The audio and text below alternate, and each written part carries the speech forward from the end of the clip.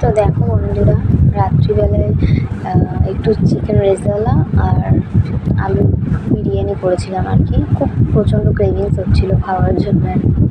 কোনো প্ল্যান ছিল না, আমি প্রথম চিকেন রেজালা বানালাম, ইউটিউব দেখেই বানানো আর কি। তো দেখো কালারটা কেমন এসছে। তাই এখানে আমার রান্না করা কমপ্লিট আর কি। এখানে চিকেন রেজালাটা হয়ে গেছে। এরপরে আমি দিয়েছিলাম এই যে আলুর বিরিয়ানি, একদম ঝরঝরে হয়েছিল বিরিয়ানি।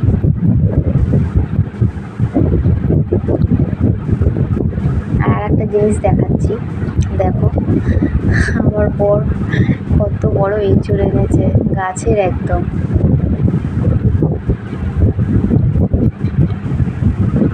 তো এই যে এখানে চিকেন রেজালা রেডি,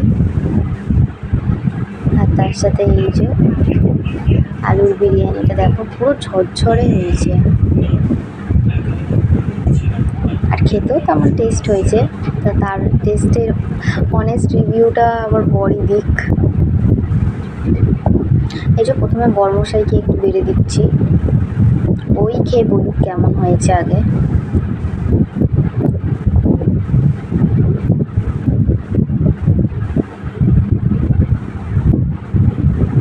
দেখছো রাইসটা কতটা ঝরঝরে রয়েছে, কালারটাও সেরকমই এসছে।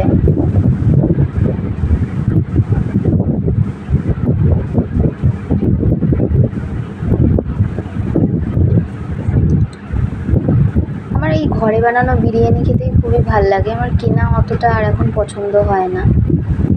তো যতটা পারি আমি ঘরে বানিয়ে খাওয়ারই চেষ্টা করি। তো যে এখানে একটু চিকেন রেজালা দিচ্ছি টেস্ট করার জন্য। ও বেশি খাবে না, ও বাইরে থেকে খেয়ে এসছে, ওর আজকে ইনভিটেশন ছিল তাই। তবু আমি ওকে জোর করে বললাম যে টেস্ট করে বলো কেমন হয়েছে। তো এই যে এখানে ওকে দিয়ে দিয়েছি, ওই বলুক কেমন হয়েছে।